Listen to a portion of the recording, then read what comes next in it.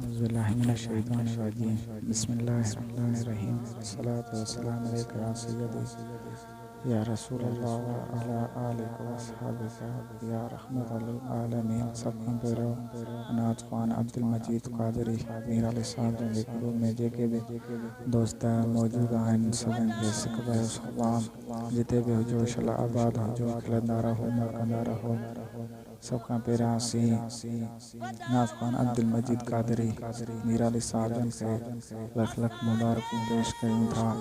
जन जूं हुसैनी प्रोडक्शन तरफ़ां 10 नातुनि ते मुश्तमिल एल्बम आहे जेको ऑडियो मां वीडियो में बणायो वियो आहे, जंहिंजा डायरेक्टर ऐं जंहिंजो क्रेडिट हाजी मौला बख्श मीर अली फाज़ली साहब जन ॾे वञे थो, जंहिंजी महिनत सां इहे 10 नातूं ऑडियो मां वीडियो में बणायूं वियूं आहिनि। उमेद आहे त इहे असांजूं नातूं दोस्त ॿुधी पंहिंजे दोस्तनि खे शेयर ज़रूरु कंदा ऐं असीं मुबारकबाद ॾियूं था हुसैनी प्रोडक्शन जे हाजी मौला बख्श मीर अली फाज़ली साहब जन खे, जंहिंजी महिनत आहे।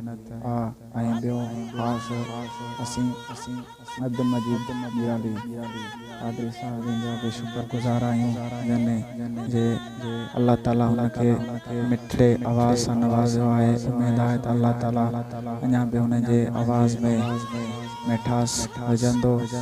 ऐं असीं सभ खां पहिरियां इहा ॻाल्हि ॿुधाईंदा हलूं तव्हां सभई ग्रुप वारनि खे, जंहिंमें ई 10 नातूं मशहूर मारूफ़ ग़ुलाम नबी मैसर रहमतुल्लाह अलैह जन बि शाइर आहिनि ऐं हाजी मौला बख्श मीर अली फाज़ली साहब ऐं साबिर अली मीर अली साहब ऐं अब्दुल मजीद क़ादरी साहब जन नातूं चयूं आहिनि। ऐं हुन खां अलावा मशहूर शाइर मोहम्मद हुसैन हुसैनी ऐं अज़मी साहब ऐं मज़र अली मीर अली साहब जन बि इन नातुनि जा शाइर आहिनि।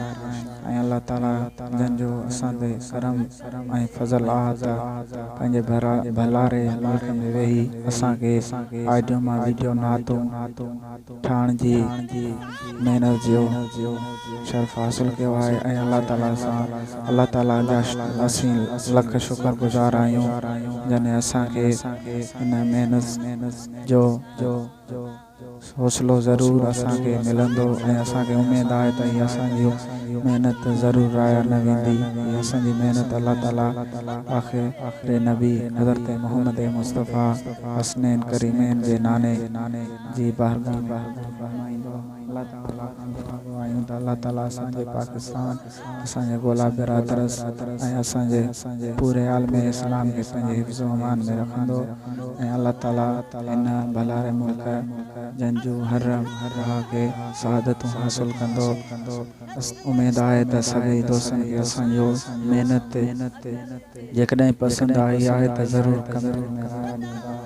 ऐं काफ़ी सारा दोस्त बि इन में सना ख़ान मुस्तफ़ा शाइर अतीब मौजूदु आहिनि। तव्हां सभिनि खे इहा ॻाल्हि ज़हन में ज़रूरु रखणु खपे त ही नाज़ ख़ान अब्दुल मजीद क़ादरी मीर अली साहब जो ग्रुप ज़रूरु आहे, पर हिन में इहो तव्हांजो ई ग्रुप आहे। छो त तव्हां सॼी असांजो साथ ॾींदव त हीअ असांजो ग्रुप, हीअ असांजो यूट्यूब जो चैनल ज़रूरु इंशाअल्लाह मशहूरु बणिजंदा।